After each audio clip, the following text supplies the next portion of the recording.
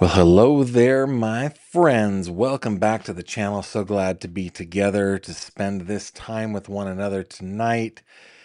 I wasn't here yesterday. I was having a pretty bad migraine and I just needed to take it easy. So that is what I did. But I'm glad that we're back here.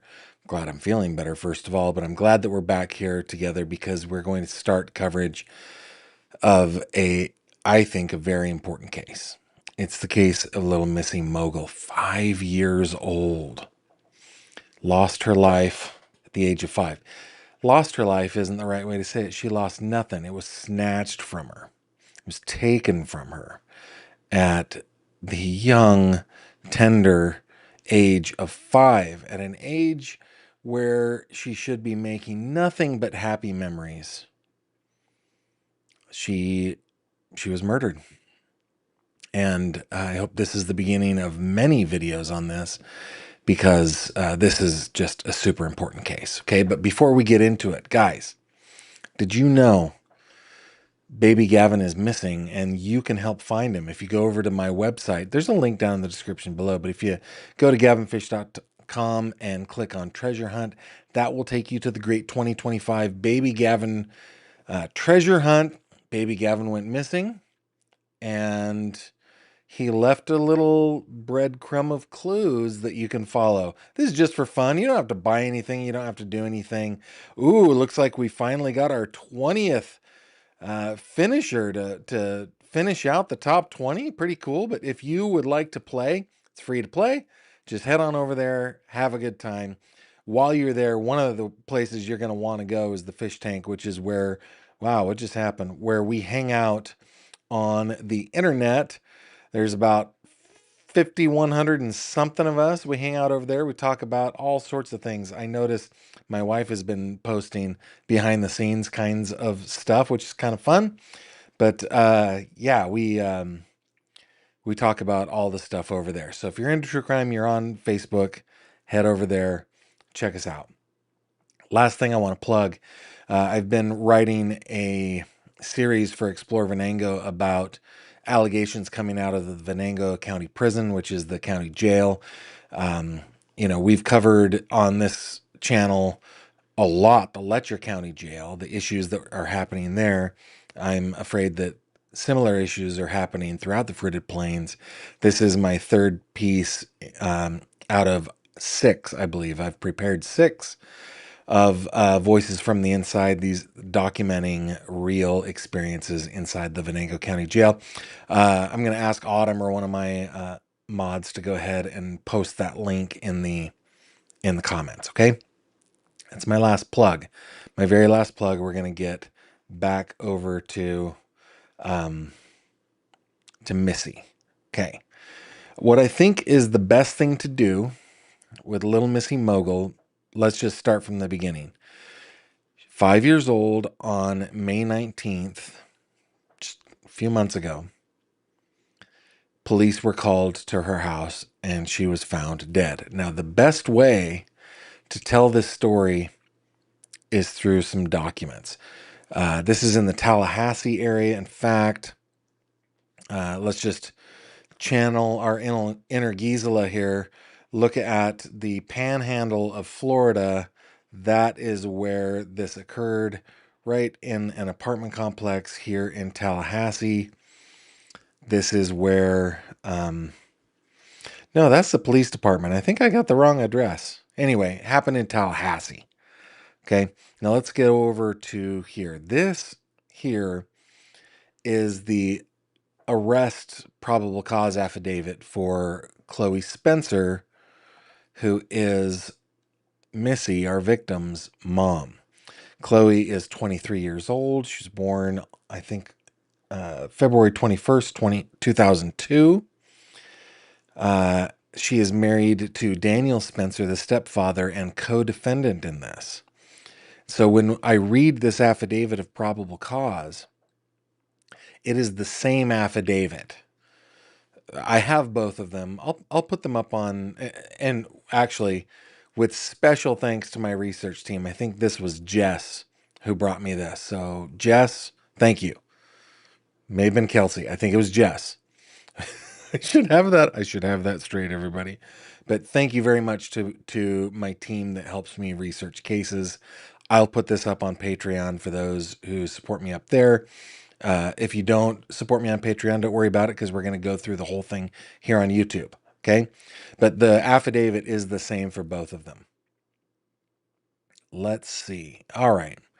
Let's scroll on down here. Okay. So here's the probable cause.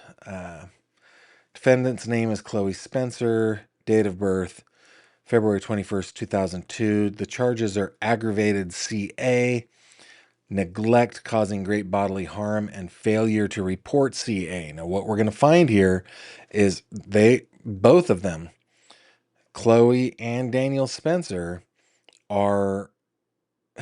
they're charged with murder, but there's a timeline of events we're going to follow here. They first were charged with CA. Okay. Okay. There it is. 4103 Kipling Court. Let me just find that one real quick. 4103 Kipling Court, Tallahassee, Florida. Okay. Now I've got it. All right. So here we are on the southeast edge of Tallahassee in what appears to be kind of a suburban area. Looks like a single family home. We might even be able to get, into a street view here. This is the home right here. Guys, this is a regular old like neighborhood, right? I mean, this is a beautiful little neighborhood that they are in. A little, 2-car garage, probably a little 3 and 2 kind of a house. It's a beautiful little place. I think I've got the right one. Yeah, I think that is the right one. 4103. Let's take a look at this real quick. Yeah, 4103. So this is the house that we're talking about here. So police respond to 4103 Kipling Court on the 19th at 7:44 a.m. to the report of an unresponsive child not breathing. Upon arrival, Robert Frabel was performing CPR on his 5-year-old granddaughter, Melissa Mogle. Now, the reason I chose to show this affidavit of probable cause is because this one is not redacted for some reason. The Daniels is redacted. We're gonna read the unredacted one. During the initial on-scene investigation, officers contacted the parents of the deceased, Cloe and Daniel Spencer. Daniel is Melissa's, also known as Missy's, stepfather. According to both Cloe and Daniel, Melissa has behavioral issues and often holds her breath during tantrums to manipulate her parents. Well, she's 5. Don't be manipulated by a 5-year-old. A similar tantrum occurred during this incident, and Melissa began to hold her breath, according to Daniel, who was the parent arguing with the child initially. Again, you don't need to argue with a 5-year-old, guys. Okay, this is coming from a father of 5 who, granted, married Superwoman, so I didn't just figure this out all by myself. My wife is the amazing person that knew this. As the oldest of 9 children, she was around children way more than I was. But 5-year-olds are easy to control. Unless there's some medical issue, why not? The typical 5-year-old is pretty easy to control as long as you don't lose your cool. I mean, Kimberly and I were just talking about this today. Like parents of our friends growing up doing these weird things, grounding kids for two weeks over something that they did, some attitude that they supposedly held, did nothing to change. Let me just repeat, in my opinion, you don't need to argue with a 5-year-old. You're the adult, you're in charge. It is your responsibility for their care. Reading that she manipulates her parents and that they argue with the child tells me that they were just not very good at this. Okay. According to Daniel, who was the parent arguing with the child initially, when Missy began to hold her breath, he closed the door to her room where she was standing and walked away. No other adult in the household was present for this. It was stated by Robert that Daniel appeared to walk out of the house during this time. After several minutes, Daniel alerted the household to Melissa being found unresponsive, which prompted Robert to attend to Melissa and begin CPR. Daniel or Chloe called 911 and officers soon arrived. That makes me wonder if this is Grandpa and Grandma's place. Maybe we will find out. I didn't pre-read this. I wanted to read this with you guys. Excuse me, just one second.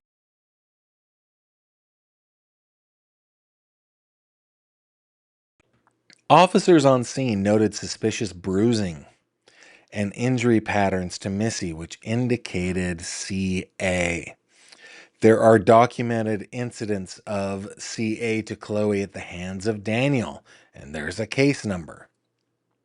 In July of 2024, Daniel was accused of essaying Missy, but insufficient probable cause led to no arrest. By the way, as we keep reading, I've read some reports on this, we're going to get more and more angry. Okay? So he was accused of essaying her. But there's more. But wait, there's more. On 2/15/2024, Daniel was arrested by Leon County Sheriff's Office during an operation to arrest subjects traveling to meet minors for sex. Daniel was recently convicted of this offense in April of 2025. You guys know that there are sometimes groups of citizens, sometimes law enforcement groups that put decoys out there to lure would-be predators into the open where they can then arrest them, right? This is what happened to this winner right here. And he was convicted of the offense. If he was convicted, you may be asking yourself, Gavin, why was he even in the house? Well, let us continue. On scene, Chloe divulged that Daniel having recently been addicted to illicit narcotics. Oh my goodness, such a surprise. I'm shocked. She stated that he was engaged in treatment for narcotics use, but is uncertain of any relapses. In past reports, Robert divulged Daniel's addiction to illegal narcotics. Robert told officers, that there is a camera within the dwelling which should be application controlled and should retain footage. Robert stated that it may have captured the incident. Robert indicated that Chloe and possibly Daniel has control of the camera system through the use of their cell phones. Members of the Violent Crimes Unit were contacted and responded to assume the investigation. Detectives responded to the hospital and observed excessive bruising along Melissa's legs, buttocks, back, and arms. Melissa also had injuries to her hands, face, neck, and back. If you guys are detecting a little bit of anger in me mixed with a little bit of sarcasm, it's because I'm pissed off, and sarcasm is how I cope. The bruising to Missy's legs and buttocks were consistent with excessive punishment, likely caused by a belt or other instrument used to strike Missy. This bruising spanned the entirety of the backs of both Melissa's legs between her buttocks and knees. There was some additional bruising at the top of Melissa's buttocks just below her lower back. Bruising was also observed on the outside and front of Melissa's right thigh. Marks were observed on Melissa's wrists. Wrists, you say? Which were consistent with a binding being wrapped around them. Melissa also had cuts on her face, around her mouth and nose, as well as her cheeks and the side of her eyes. An autopsy was conducted by the District 2 Medical Examiner's Office, and the cause of death could not be determined at this time. The pathologist did note Melissa was malnourished for her age and size. Additional detectives responded to the residence at 4103 Kipling Court. Robert was interviewed on scene by detectives. Robert advised he was taking care of the male children when he heard a crash come from the area of Melissa's room. Daniel came to the kitchen shortly after, and Robert asked him what the noise was. Daniel claimed the camera in Melissa's room fell. Robert later stated the crashing sound he heard was louder than what he believed the camera would have caused. Robert stated between 20 to 30 minutes later, Daniel came to him saying Melissa was not breathing. Robert saw Daniel carrying Melissa and observed her body to be limp. Robert checked Melissa's airway and observed blood in and around her mouth. This little one. Robert did not find any obstructions and began performing CPR until first responders arrived. I, the affiant, interviewed Daniel on scene. While interviewing Daniel, I observed Daniel made quick, fidgety movements, was sweating profusely despite being in an air-conditioned environment, and his pupils were extremely constricted. Wonder what he's getting at there. Throughout the interview, Daniel had difficulty focusing and answering direct questions. Wonder what he's getting at. Here it is. Based on my training and experience, these conditions were consistent with being under the influence of illicit narcotics. In essence, Daniel stated the following. Missy has not been sleeping for the past 6 to 7 days. Neither he nor Cloe have taken Melissa to see the doctor, but gave her Benadryl in an attempt to get her to sleep. Daniel and Cloe were also having Melissa do calisthenics in an attempt to tire her out. That doesn't sound like it was an attempt to tire her out. It sounds like a punishment to me. Like taken in total. That sounds like a punishment to me. That was punitive. It wasn't given for exercise. These calisthenics would last for several minutes at a time and were done intermittently throughout the night. Daniel recalled Cloe went to sleep between 2 a.m. and 4 a.m.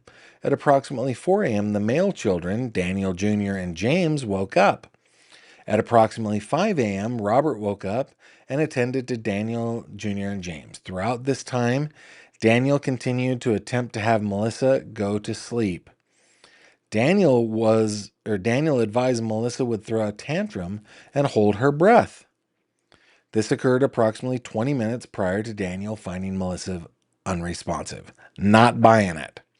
I'm not buying it. Robert, and I don't think the detectives were either. None of us are buying this. Robert began performing CPR, and Daniel woke up Cloe before calling 911. I, the affiant, confronted Daniel with the injuries to Melissa's body, and he provided explanations for the injuries, which did not appear plausible due to the extent of the injuries. Daniel claimed he and Cloe would swaddle Melissa in an attempt to get her to sleep, and she would struggle to get out, causing bruising to her arms and wrist. Listen to what he is saying here, okay? He is not telling the truth, but he is giving us hints to what the truth is. He's using a word like swaddle, and she would struggle to get out. You don't swaddle a 5-year-old, everybody. Beyond a year or two, babies do not need the swaddling because they've been out of the womb long enough to not need that as a comfort. That is dumb. What it sounds like is they were binding her and she was struggling to get out. That's what it sounds like to me. Daniel admitted Cloe disciplined Melissa with a belt, but did not believe the injuries extended down her legs. Daniel also claimed the injuries to Melissa's face were caused by her scratching at her face due to allergies. Yeah, I agree with the affiant here. That does not seem plausible. While Daniel was being interviewed, he indicated there was a camera in Melissa's room. I asked Daniel if he was willing to show me the video from Melissa's bedroom, and he agreed.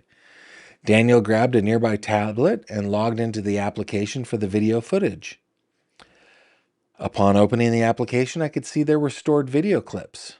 Daniel quickly told me those were from a different day and closed the tablet. As if he thought that maybe destroying the camera would destroy the evidence. And it did not. It kind of reminds me of another Dilholio, Mr. Stearns, who thought that by resetting his phone, they wouldn't get access to his Google Drive. But as we all know, Mr. Stearns is a dillhole. And so it appears is Mr. Spencer.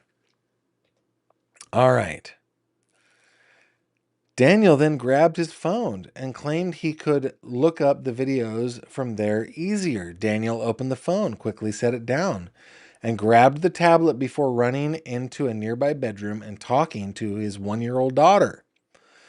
Daniel attempted to tell the little girl he was watching her on the camera and feigned as if he was showing her the camera.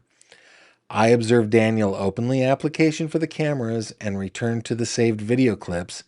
Believing Daniel was attempting to delete possible evidence, I seized the tablet from him. Well done, sir or madam. As well as his cell phone, which he indicated had access to the camera footage. After seizing these items, I advised Daniel of his Miranda rights before continuing to interview him. Daniel, not the sharpest tool in the shed. I mean,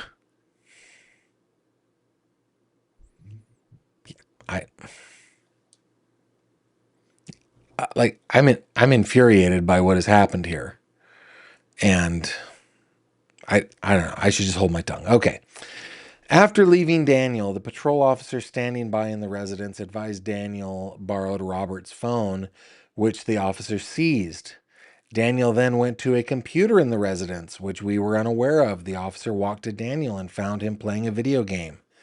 The officer notified me of this activity and informed me there was a period of time he did not see what Daniel was doing and that he could have logged into the camera system. A subsequent interview was conducted with Daniel in which he exhibited the same behavior as previously described and continued to change his statement as to what happened prior to finding Missy unresponsive. During the interview, Daniel did admit to knowing Cloe had been, let's say, CAing Melissa for an extended time by hitting her inappropriately and throwing her around. So he's throwing her under the bus here. Daniel admitted he never attempted to notify law enforcement or any other entity. This information was confirmed with Daniel before he was taken into custody for failing to support the CA. All right. I want to pause here because I'm dying. I want to see what you guys think. Let's go over to your comments, shall we? Remember, all you have to do is put GF to get my attention on my end. I will see what you are saying. Let me scroll here and refresh. Heck, Jess says, thanks for covering it. Well, thanks for bringing it up, Jess. I appreciate it. Migraines. Yeah, it doesn't happen often with me. It doesn't happen often. Maybe once every 4 or 5 years. Yesterday was a weird day. As part of my job, I went and covered a county fair, and there was I think that's what kind of triggered it. Just so many noises and smells, and the sun was bright. I think that's what happened. But yeah, I got over it. I just needed to close my eyes for a little bit. Heck, Jess says it was in Southwood, about 20 minutes from me. Okay. All right. And it was Jess. Good. Okay. Heck, Jess says they both pointed the finger at each other, saying they knew the other had physically abused Missy before the video was recovered. Yeah. Donna Jo hadn't heard about this one. Yeah, it's Jess who brought it to us. I'm glad she did, too. Tanya says, Gavin, I just turned to my almost 5-year-old and told her, Gavin said I don't have to argue with you. I'm in charge. She grunted back at me. Ha! So, what I should tell you is Kimberly and I have 5 children. The oldest is 24. The youngest is 10. Okay. The youngest by far has been the spiciest one. The very spiciest one. But no, we do not argue. Like she sometimes talks back, but I never have to argue a point with her. She's not a lawyer. She has no standing. She's a guest in my home.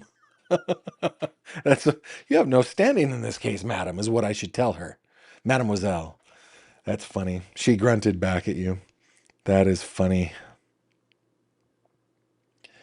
Heck Jess says the mom's TikTok is a wild ride in itself, hard to go through, and the timing you can tell things were going wrong in her life, not stating specifically, but it seemed she was drinking alcohol, abusing alcohol. And not to sympathize with the mother, continues Jess, just an observation. When you were researching the case, she was struggling. Yeah, well, a lot of these cases come from honest struggles and not being able to cope with life, just not having the tools to cope with it. That's, I mean, you can't blame someone if they don't have the tools to cope with it, except if there's a child involved, they need to find a way to cope, or family members need to intervene or something. I don't know. Like I said, I married the world's perfect woman, so I'm kind of speaking out of the side of my face because I've never had to work all that hard at parenthood because she was so good at it. She brought me along. Shay says childhood should be carefree, playing in the sun, not living a nightmare. Poor precious child, indeed. KC32, Gavin, don't hold your tongue. We're all saying it, or at least thinking of it. Poor beautiful little baby girl. Yeah, look at that. 5 years old. It's a kindergartner. Oh my goodness. Kindergarten was magical for me. Miss Linda was my teacher. I lived in a community where my grandparents were close by. Yeah. Yeah. I remember that year kindergarten so well. We lived in a rural area, got to play outside a lot, got to play with animals a lot. Yeah. That's what childhood should be. It should be a happy time. Okay. Let's continue. Okay. After Daniel was taken into custody, Robert agreed to grant us access to the video footage from Melissa's room on his phone. Robert logged into the same application I previously saw Daniel log into. Upon opening the application, Robert informed me the camera for Melissa's room was deleted. Robert seemed genuinely surprised when he informed me of this. After Chloe left the hospital where Melissa was transported, she agreed to go to the Tallahassee Police Department for questioning. Chloe confirmed Melissa had not been sleeping recently and that they had given her medicine to help her sleep, to include Benadryl and Seroquel. Chloe was also confronted with the extent of Melissa's injuries. Here's an idea. If Missy is being CA'd, maybe that's the reason she's unable to sleep. Maybe other issues are causing it. But I want to also extend a little bit of grace here, except I know what occurred, right? So I don't want to explain it away. I just want to recognize that when anyone, me, you, anyone, starts to snowball in their mental well-being, it does tend to pick up speed. So if you're in the throes of not knowing how to parent your child and it's getting worse and worse, you likely won't be able to recognize what's going on because you're getting worse and worse. And so I do want to recognize that, but it's not an excuse. It cannot be an excuse for the CA of a child and ultimately the murder of a child. It's obviously not okay. You guys know what I'm saying. Chloe was also confronted with the extent of Missy's injuries and provided differing reasons for the injuries than Daniel, which were Also not completely plausible. Cloe would admit in interviews she did hit Melissa with Daniel's belt once on her buttock and again on her leg, which was supposed to be on her buttock. Cloe also admitted she knew Daniel had been hitting Melissa in the leg and buttocks with a belt twice daily for the past 3 weeks. Cloe would not look at Melissa's legs or buttock as she did not want to see the injuries and admitted she did not seek assistance from law enforcement or any other entity. Again, not plausible, but listen to what she's saying. And this is a common thing in interrogations of criminals. They will admit to what they believe are lesser offenses in order to maybe get a little more information out of the police, or in order to maybe hopefully negotiate a little bit, though it's unspoken with police. Yeah, I knew a little bit. Yeah, I did. I did hit her in the butt once. Yeah, that did happen once, but never, I just once, that sort of thing. Yeah, I knew Daniel was doing it. He was doing it twice a day. He'd set his watch. He just, whatever. He'd whip my daughter. It's not plausible, but there are little nuggets of truth in there. On May 19th, 2025, a search warrant was obtained for 4103 Kipling Court and subsequently served. During a search of the residence, the camera, which was in Melissa's room, was seized and an SD card was removed from the camera. Thank heavens.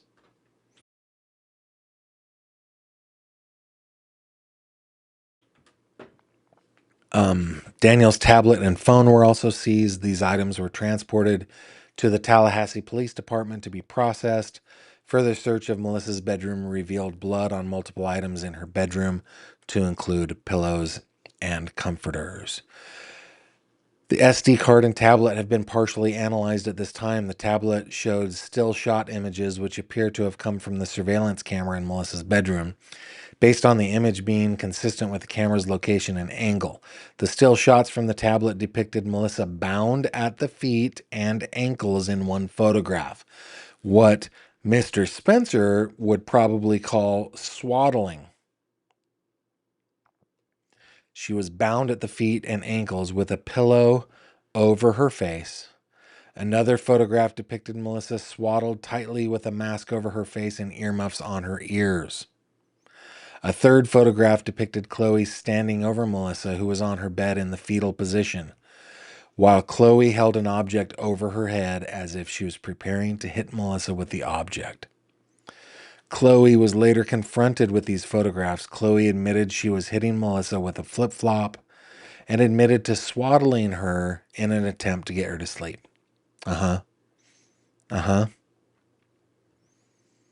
Evidence reviewed from the SD card at this time depicts hours of Daniel physically abusing Missy by hitting her, violently pulling her arm, shoving her face into a bed, binding her feet and hands together, and covering her with pillows and comforters. Throughout the video footage, where's Robert in all this, man? Daniel is seen. I don't get it. It sounds like he lives there. I don't know, though, so I should stop. Throughout the video footage, Daniel is seen wiping sweat from his face. Daniel's shirt is also seen wet from him sweating. And then here's the affiant signature. That's our victim, Missy Mogle. The arresting officer, Cameron Collins, from the Tallahassee Police Department. No bond. Okay, now, that happened back in May. Now, there are a couple things. I'm going to read this out of order, okay? But this is an indictment from just a couple of weeks ago, July 18th. This is the indictment of Daniel Spencer and Cloe Spencer, where they are indicted for the 3 charges that they were already charged with, plus murder in the first degree. Okay, so count 1, on May 19th, 2025, did unlawfully kill a human being. This is Missy Mogle by smothering her or manual asphyxiation while engaged in the perpetration of or in the attempt to perpetrate the felony of aggravated CA or any other enumerated offense contrary to those specific statutes. On the same day, they committed battery upon Missy, a child, by binding her hands or beating her, and did intentionally or knowingly cause great bodily harm, permanent disability, or permanent disfigurement to the child, or did knowingly and willfully torture, maliciously punish, or abuse the child, Missy, and in doing so cause great bodily harm, permanent disability, permanent disfigurement to the child. Count 3, same day. They did unlawfully and willfully or by culpable negligence as a caregiver neglect a child, Missy Mogle, allowing her to remain bound and smothered. By failure or omission to provide the child with the care, supervision, and services necessary to maintain the child's physical and mental health that a prudent person would consider essential for the well-being of the child, by failing to enter aid, causing great bodily harm, permanent disability, or permanent disfigurement to the child, contrary to these statutes. And then on the same day, count 4, did knowingly, willfully fail to report to the Central Abuse Hotline known or suspected CA abandonment or neglect, or knowingly and willfully prevented or failed to prevent another person from doing so.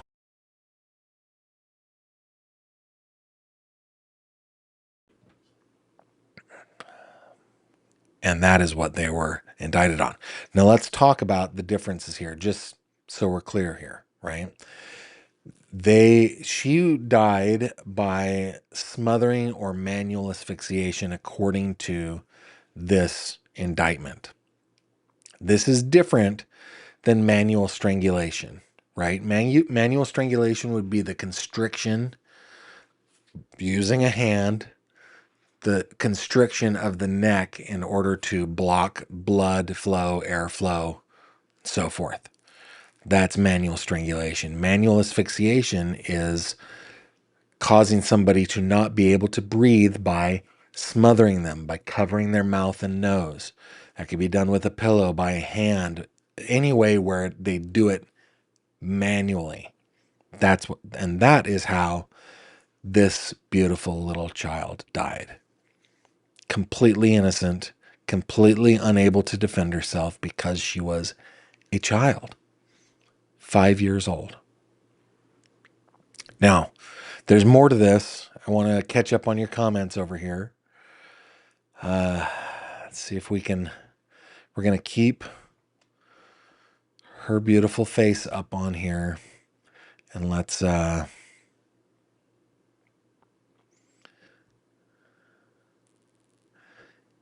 there are a couple questions that I don't know. KC32 is the grandparents they live with, his or her parents, just wondering why they didn't step in more. I don't know. I don't know if they live with their parents or if their parents live with them or whatever. I mean, it appears to be a beautiful neighborhood. Uh, like where something like this you would not expect to happen, right? I don't know, and I don't know why they didn't step in either. I hope that that information will come out. Heck Jess says she also mentioned a divorce and contempt for Daniel at one point because of his conviction on a TikTok. Okay, we'll check that out. Heck Jess says Seroquel is an antipsychotic. Yep.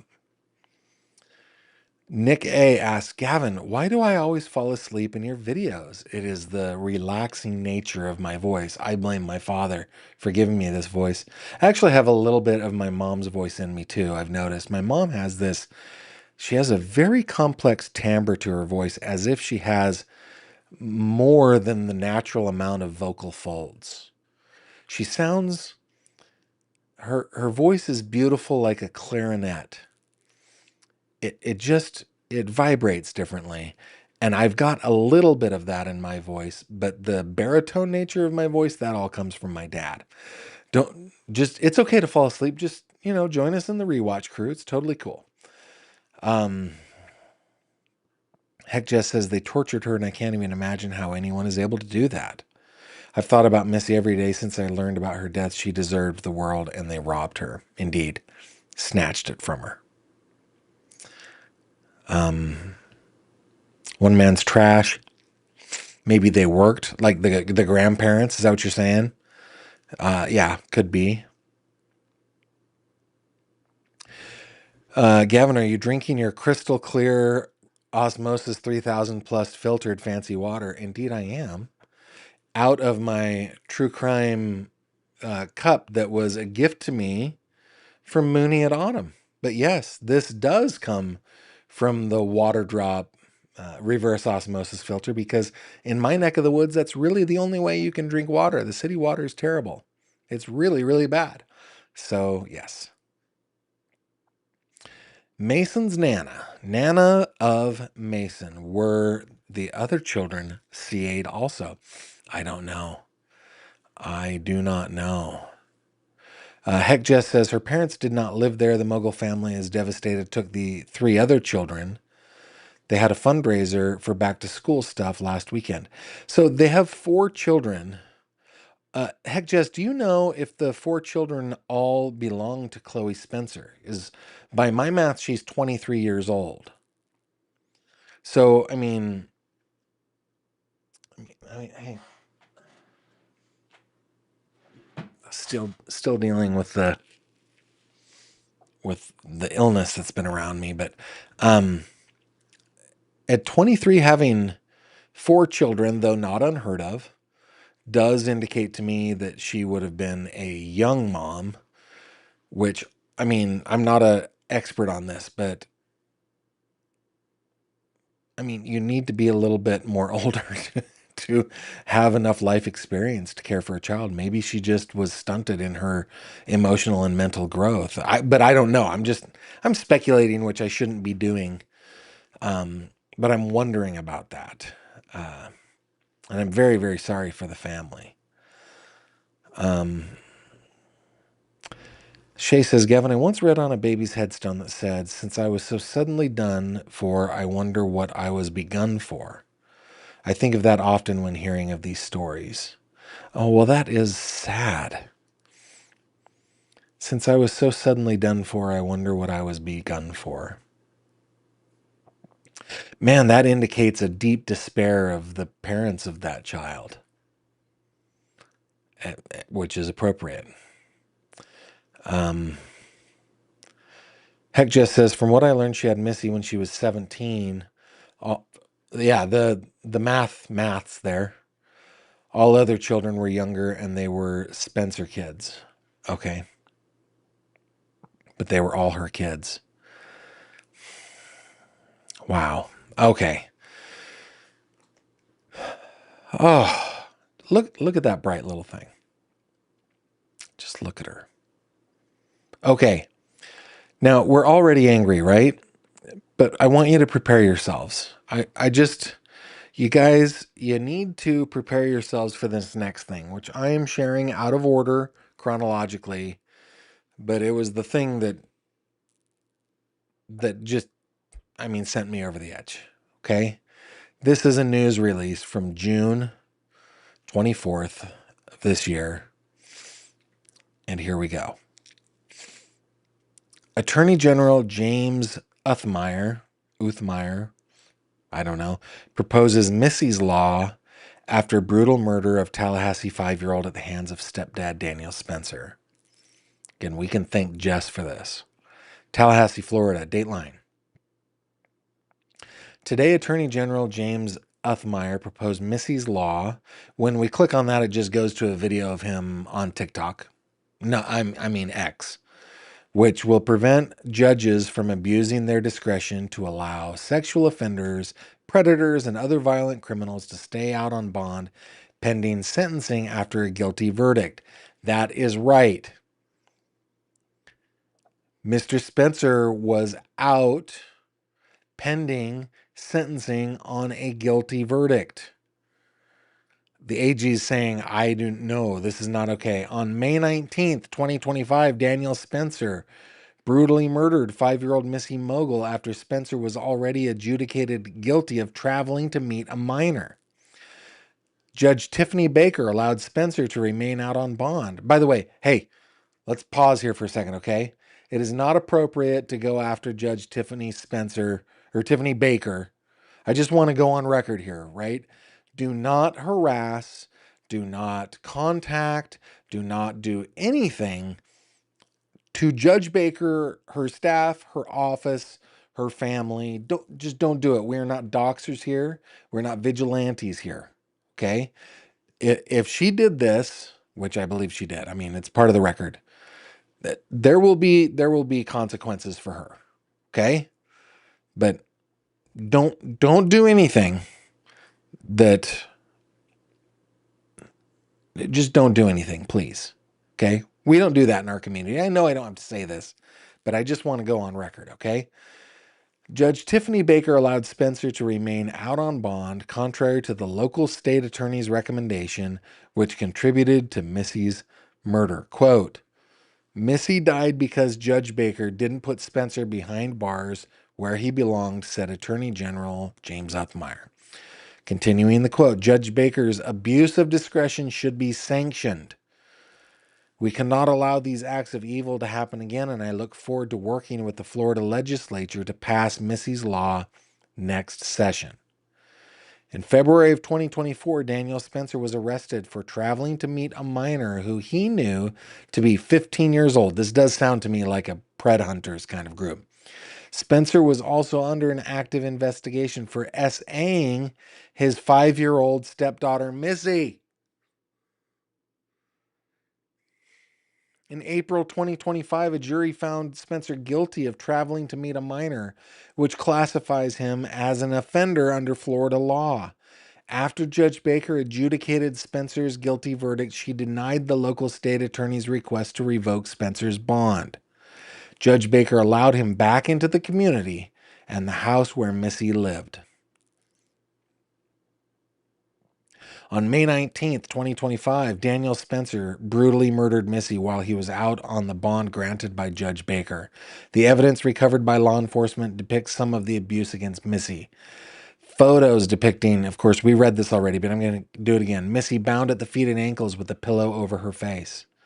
Another photograph depicted her swaddled tightly with a mask over her face and earmuffs over her ears.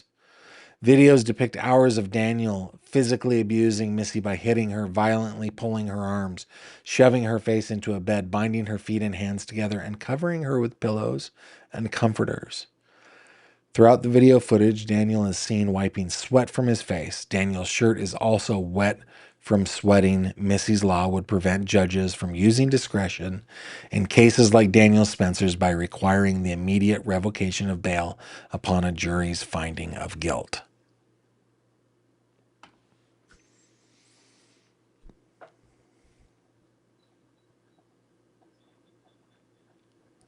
Look at her little ballet shoes.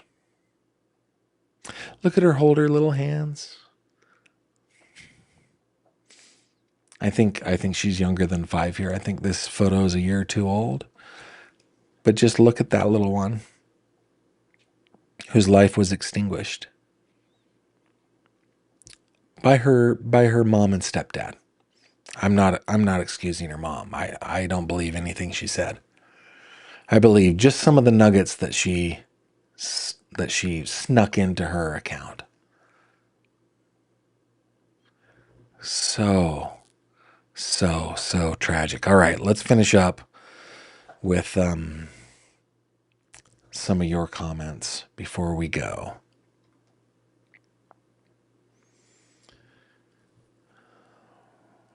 Let's see. Heck just says, I'm pretty sure Daniel is over a decade older than her too. I can check that actually.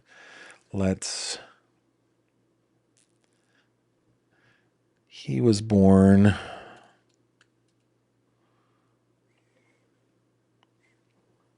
You'll probably see it before I do. 1989. Yeah, so he's not 12 and a half years older than her. Yeah.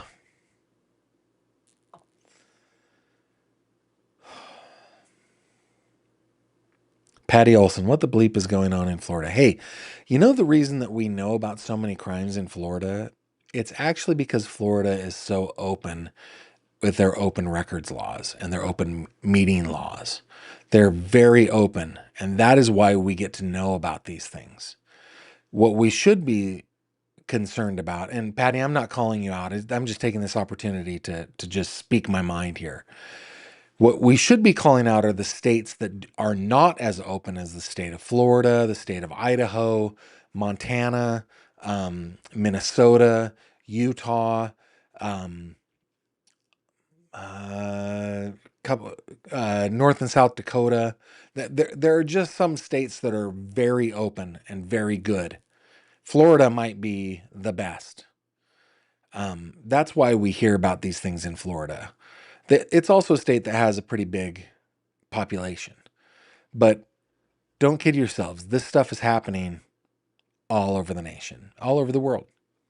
And we don't hear about it for a lot of reasons. One of them is that their open records laws suck. Yep, you know, heck, Jess, you know all about it. You know. Yeah, I will. Maybe we'll cover that in another one.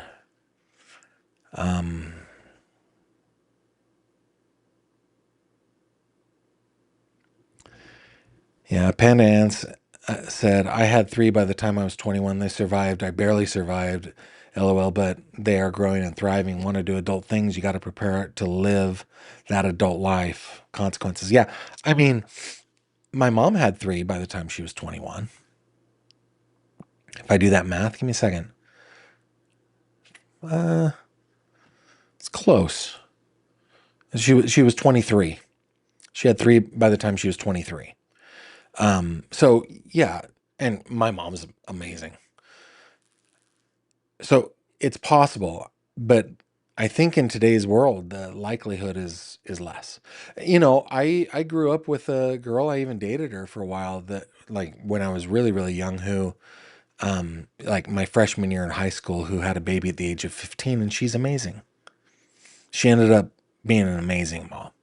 So I I am generalizing a bit. There are definitely exceptions to that. Thanks for saying that, Gavin. Whatever it was that I said, you're welcome. Guys, this case. We're going to keep an eye on this. Jess, I hope that we can count on you being a local there to keep us in the loop, and we might be circling back to it, which I hope we will. Hey, before we wrap up, I just want to let you guys know something. This is actually pretty exciting. I'm now at a place earning enough of a living on YouTube to go part-time on the day job, and not wanting to leave my company in a lurch because I love the company I work for and I love my job. I didn't do the, hey, I want to cut back my hours. You have a week kind of a thing. I gave them a long time. So September 15th will be the first day where I will be working part-time in my day job as a local reporter, and then doing this more full-time. So what does that mean? I think that means that we'll be able to cover more things like trials and hearings, and get deeper into some of like the legal meetings and stuff like that. So I'm really looking forward to that. I may need a little extra help with people that are kind of have their finger on the pulse of what is happening with which cases at what times and where they're streaming and so forth. If you think that is you, please reach out to me, will you? Go over to my website. While you're over there, don't forget about the treasure hunt, but click on this little icon right there, and that will take you to a form where you can contact me. Just choose, I'd like to volunteer. And we vet people, Autumn is my lead on that. But if you're a person who really has your finger on the pulse of true crime, especially when it comes to court proceedings, which cases are being streamed, where they're being streamed, which courts have their own live streams, that kind of stuff, boy, I would really, really love your help. Couple just quick more plugs, guys. On the website, on the front page of the website, don't forget Crime Cod. The articles that my team are writing, or is writing, how do you say that? The articles that are being written by my team are fantastic. You can get to them from the front page of my website or by clicking Crime Cod or just by going to crimecod.com. This is a terrific true crime website full of news on the latest, most important cases that we're all following. And then, of course, join us. Why does it keep doing that? Join us over on the Fish Tank here on Facebook if that is your thing. With that, guys, I'm going to bid you adieu. Oh, no, stop.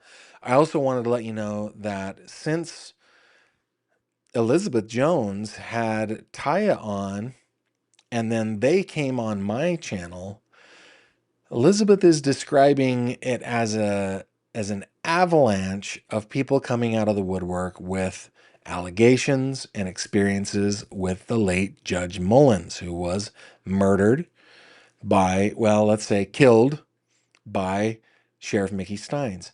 Elizabeth is going to be joining me on Friday to do a wrap up of the week. So join us on Friday. Okay, with that, guys, I'll stop my plugs. I'll bid you adieu, wish you a terrific evening, and I'll see you on the next one. Take care. Thank you very much for watching this video. If you liked what you saw, please consider subscribing. And if you have any questions or comments, please leave them below.